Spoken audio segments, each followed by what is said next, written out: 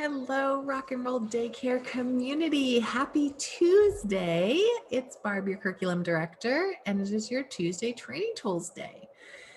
And here we are in the month of July studying the theme of child development. And the last 2 weeks, I had you really spend some time with your journals and your planners, and I realized there was a delay in shipment. So we took last week to then repeat the week before to say, read that really nice intro in your journals. These journals were created for you as a resource to just give you some extra support, a place where you can write down your observations and your thoughts. But in particular, that intro, I think, just is a nice refresher and reminder on all the themes that we're doing. And I wanted to really make sure that that was highlighted for you so you could understand its importance. And again, just spend some time with that versus maybe listening to something that I had to say for the week. So I hope you enjoyed reading through it and getting to know the journal a little more.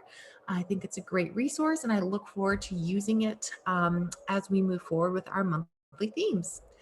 And in addition, I asked, what are you all interested in learning in child development?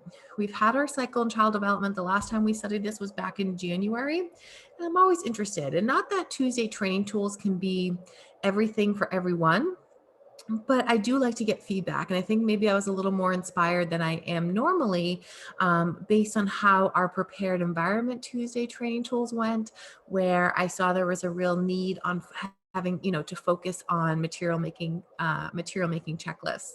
So what was interesting to me is that there was a real high response to social emotional development. And I think I was thrilled to see these responses come in.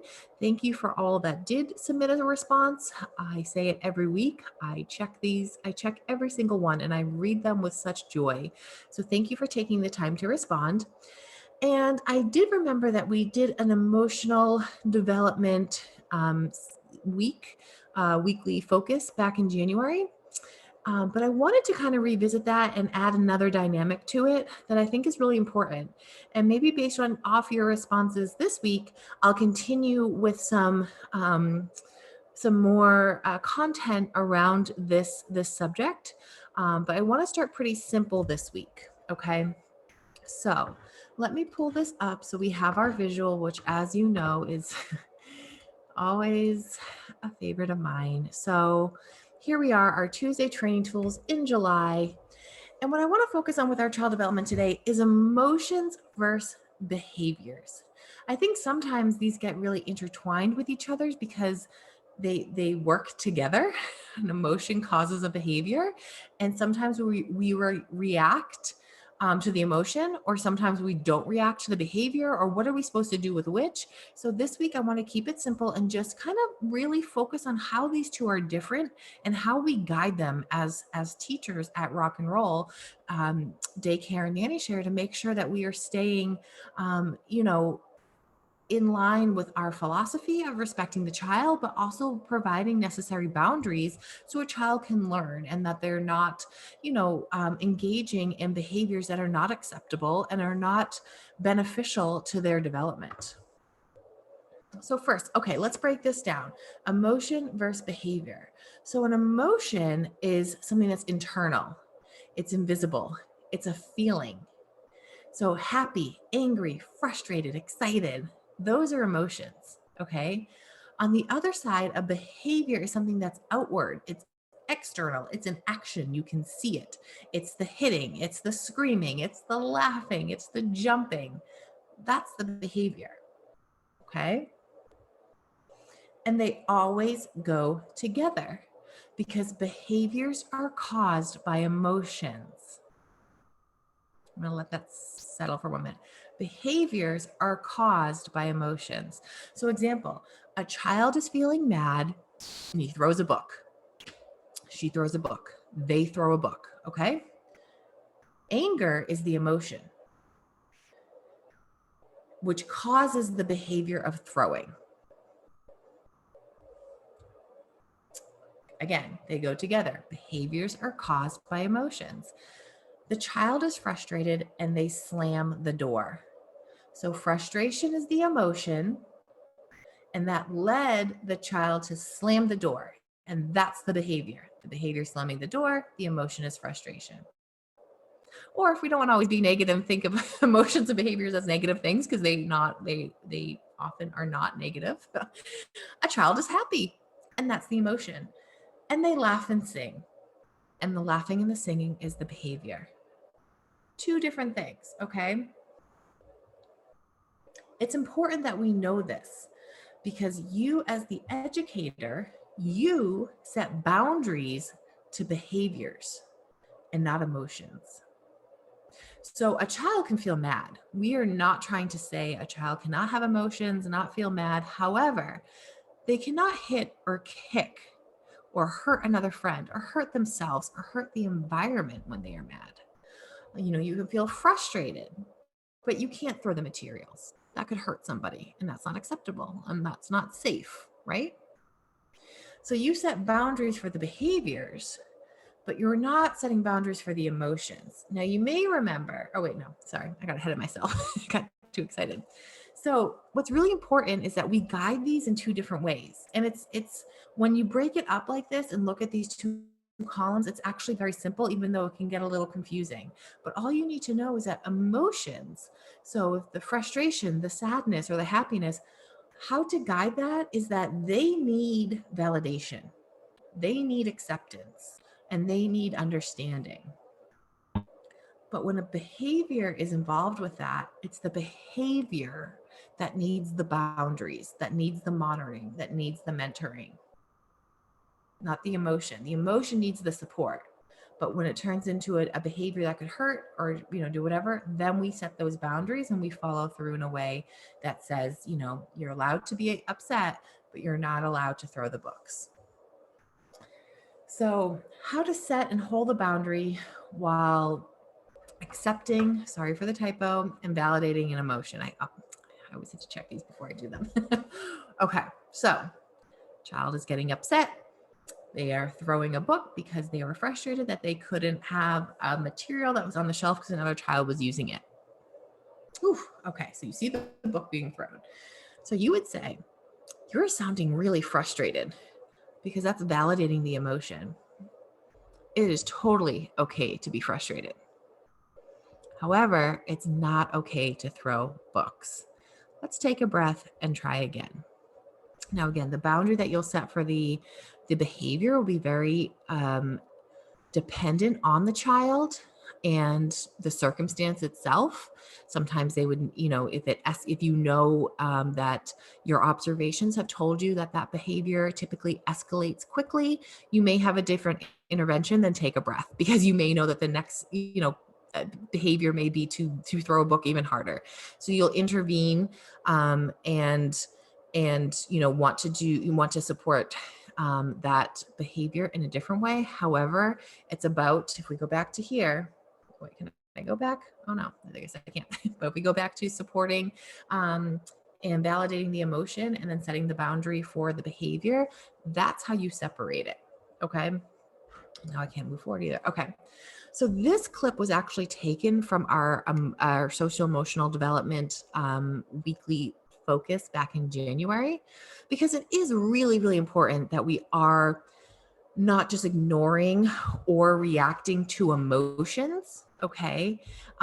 Because then we get into this, and this is a refresher. If you listen to that Tuesday Train Tool, which, let's face it, January kind of seems like a lifetime ago based on where we've been with COVID and everything else. So I added this text in here as a refresher that, when we ignore or react to the emotion, then we're kind of saying that certain emotions are classified as bad, and negative and bad emotions should be suppressed and not talked about. And maybe that makes a child feel like their emotions aren't worthy. And they may act in a certain way for you to love or accept them, or they really look for like outside validation to help with these emotions. So the validation of the emotion and recognizing it is really important, but then the boundary on the behavior is equally as important. And I realized when looking through this from January that was kind of left out. And that's the other part of it that I think is hard, or not hard, but just important to understand. So to wrap up, because I said I'm going to keep this simple, I could go on and on. I love behavioral stuff, and I want to get into the behavior side of things too, because I just think this balance is so interesting of how we look at it and how we guide it. But let's just keep it here for now, because I want to wrap up with these few bullet points. So behaviors are caused by emotions. Like, write that down, think about it, and this week in your observations, I want to see if you can really see the distinction of the two, because again, they're always so close together that sometimes we think it's just one and then we react to one.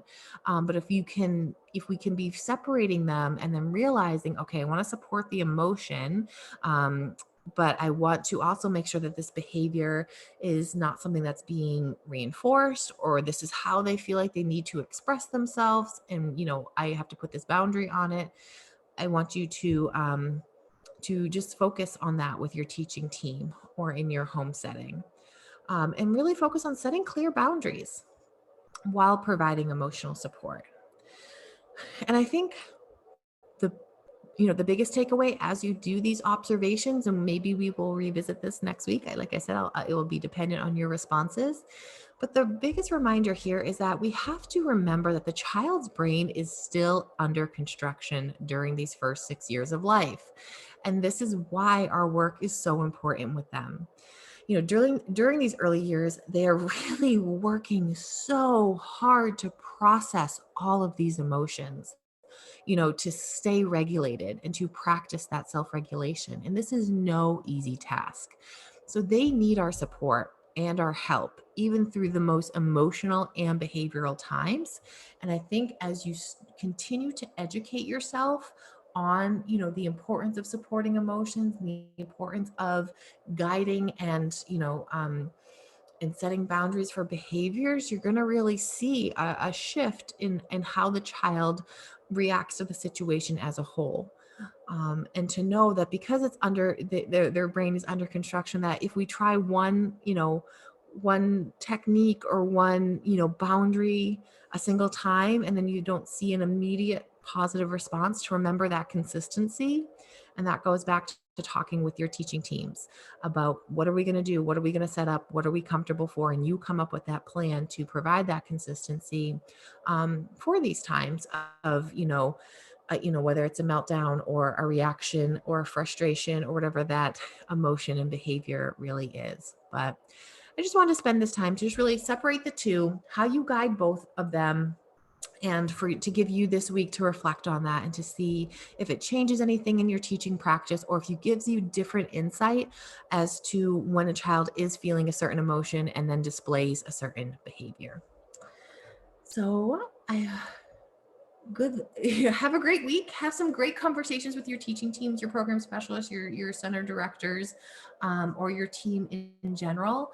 And yeah, just think about the two and the differences, and then how you support them.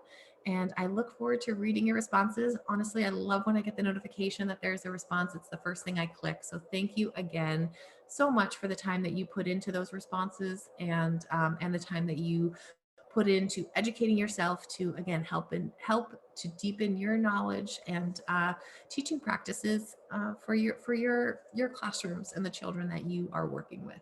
So huge thank you, and I will see you next week as we continue on with our theme for child development, and I'm looking forward to it. Thanks, everyone.